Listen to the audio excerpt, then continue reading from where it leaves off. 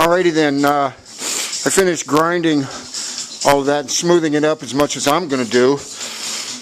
And I haven't put the dash on yet, but I want to get started on the front end. So, we set it at street height and level, and then we look right down the tube there, right down there, and I marked a spot right in the center where that points to, which is that line right there, and that's pad. That down there is pad point, that line right there. So we set the axle right over pad point, and now we can figure out exactly how long to build the front end to fit. Alright, we got the rocker cleaned and sanded down and smoothed up and looking real pretty. So now we got to measure how long the front end is going to be. Because remember, the suspension is not part of the front end. The suspension is a separate part. So it looks like 32 inches, which gives us our 38 inch or so front end. So 32 inch will be the front end. And then we'll put the claws on and away we go. So we're going to go build the front end now. Alright, so I'm cutting 4 of them, 32 inches long each.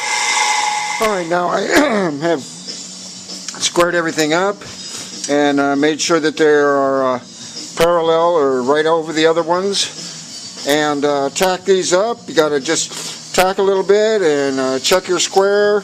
Make sure everything is copacetti and just keep tacking and welding and tacking and playing with it. Take your time, do a good job, and the front end will come out nice and straight. I've been building this style of front end for almost 10 years. Actually, for 20 years. I started doing these in the 90s, mid-90s, and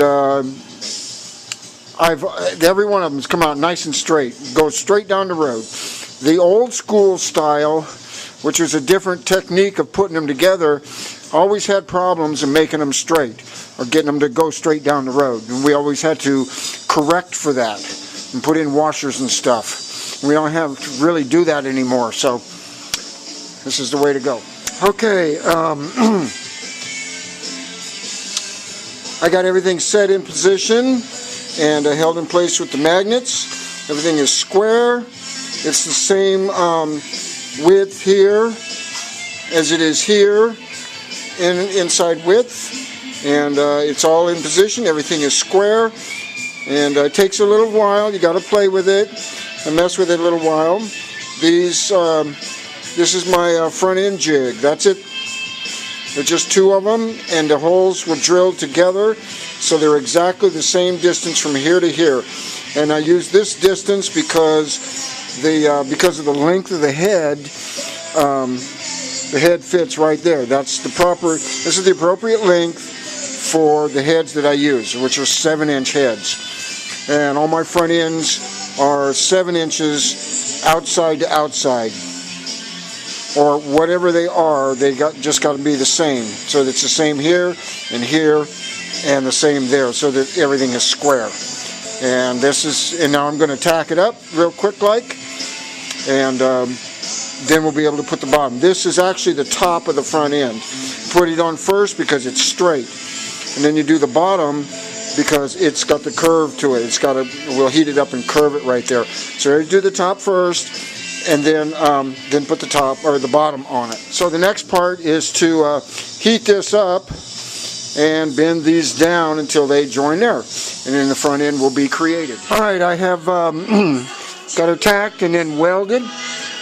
Now when I weld the front end together, I turn my welder, put it up on high frequency, and then crank it up. That's pretty hot for this size wire. Speed it up so that it burns in really good, man. Just fry the shit out of it, man. You want this sumbitch to hold together no matter what. Should be bomb-proof. That's how strong you want your front end. Don't want that sucker coming apart. So it's all welded up. We're going to let it cool naturally I'll go get a coffee or something, kick back, relax, and after it's cooled completely off, then we'll get into cleaning and grinding off the excess. And I always put a bolt in because to keep the shit out of the hole, so I didn't get any slag and crap inside the hole.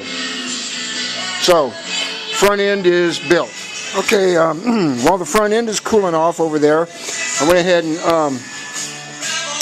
trimmed and laid in the dash, and had to cut a little tiny bit there to go around the head, and laid it in and clamped it on and welded it down so it curves over just a little bit.